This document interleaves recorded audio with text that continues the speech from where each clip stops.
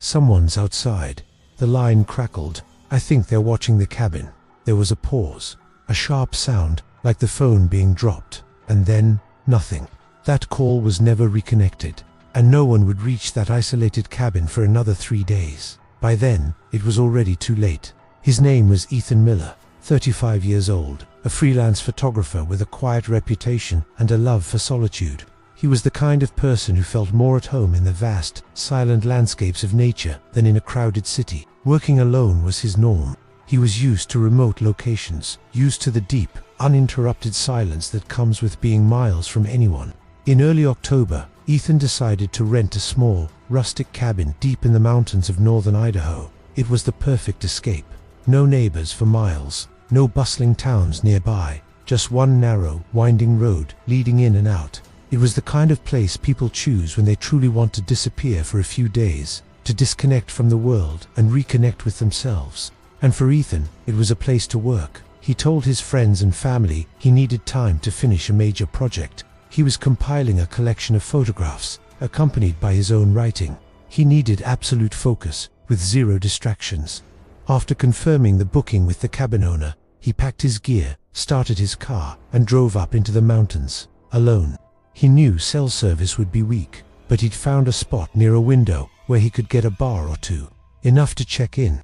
At the time, no one, least of all Ethan, gave the signal strength a second thought. The first night was completely normal, exactly what he'd hoped for. He sent a few photos to his sister, capturing the serene beauty of the sun setting over the dense forest. He even posted a simple message online: "Finally some quiet." It was a sentiment that perfectly captured his state of mind, peaceful content, and immersed in his work. The second night was different. The usual stream of photos and messages from him stopped. There were no new posts online, no replies to texts from friends. But this wasn't immediately alarming. When Ethan was deep in a project, he often went offline for a day or two.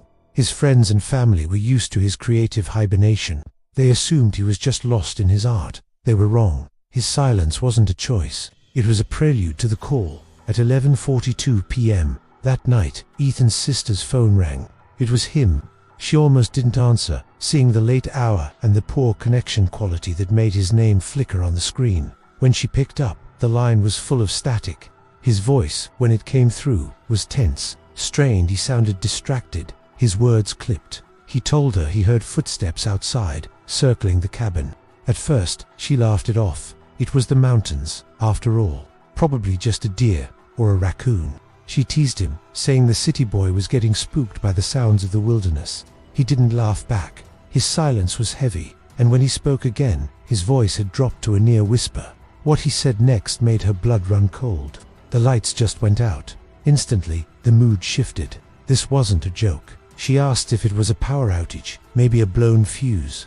He didn't answer right away. The silence on the line was filled with an unspoken dread. Then, his voice came back, tight with fear. "Someone's out there." Panic set in.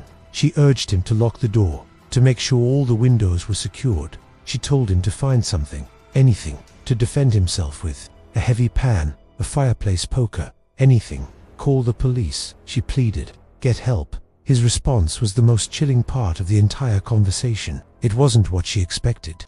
He said, "I don't think they want to come in." That was the last clear sentence she ever heard from her brother.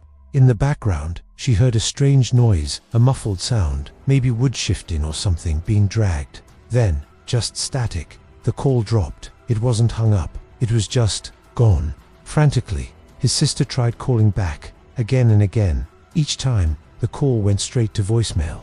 The signal was gone, filled with a terrifying certainty that something was terribly wrong. She immediately contacted the local authorities and reported the call. But the cabin's isolation, the very thing Ethan had sought out, now became the greatest obstacle. A welfare check was scheduled for the next morning, but it was delayed. A sudden unseasonable storm had moved in, blanketing the mountains in snow. The single narrow road leading to the cabin was now impassable, blocked by fallen trees and deep drifts. For 3 agonizing days, no one could get through. When officers finally reached the remote location, the scene they found was eerily calm. The cabin door was unlocked. Inside, everything was quiet, too quiet. Ethan's phone was on the floor near the window, its battery dead. All of his belongings were still there, completely untouched. His expensive camera gear sat on the table. His laptop was open, a half-written document on the screen. His wallet, with cash and cards inside, was on the nightstand. But Ethan himself was gone. Investigators examined the cabin meticulously. There were no signs of a struggle, no forced entry. Nothing was broken, nothing was out of place. It was as if he had simply stepped out and vanished into thin air. But outside, in the fresh layer of snow, they found something deeply unsettling. Footprints, dozens of them. They didn't lead to or from the cabin in a straight line. Instead, they formed a distinct pattern. They circled the small wooden structure over and over again, as if someone or something had been patiently pacing, watching, and waiting. Cellular data logs confirmed Ethan's desperate call to his sister. The records showed it ended abruptly, not disconnected by either party, but interrupted. The official explanation was that the phone lost its weak signal, or the battery died mid-call. But the timing, coinciding with the strange noises his sister heard, felt far too convenient to be a coincidence. A massive search and rescue operation was launched. Teams combed the vast dense forest surrounding the cabin for weeks. They used dogs, helicopters, and teams of volunteers on foot. They found nothing. No trail leading away from the cabin. No discarded clothing or equipment. No sign of a struggle in the woods. Ethan Miller had vanished without a single trace. The case grew cold. Another file in a long list of unexplained disappearances in America's wilderness. But weeks later, a routine review of security logs from a distant service road turned up a new, crucial detail.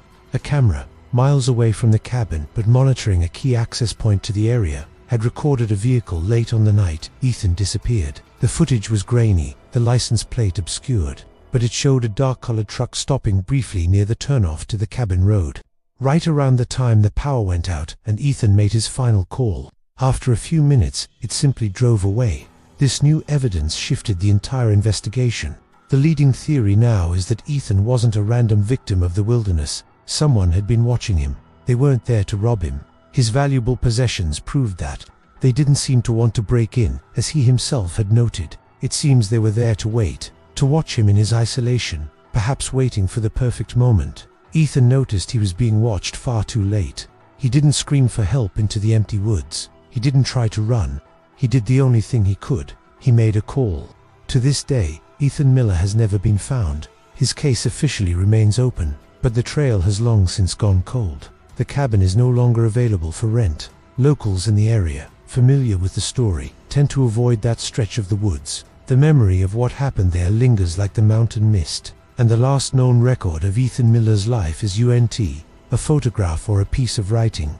It's the chilling echo of an interrupted phone call, a voice cut off mid-sentence, lost to the silence of the night. Ethan didn't disappear because he was reckless or unprepared. He disappeared because he, like so many of us, believed that isolation meant safety. He sought solitude, thinking it would protect him from the dangers of the world. But his story is a terrifying reminder that sometimes the most dangerous place to be is where no one can hear you when the call cuts off. Thank you for watching.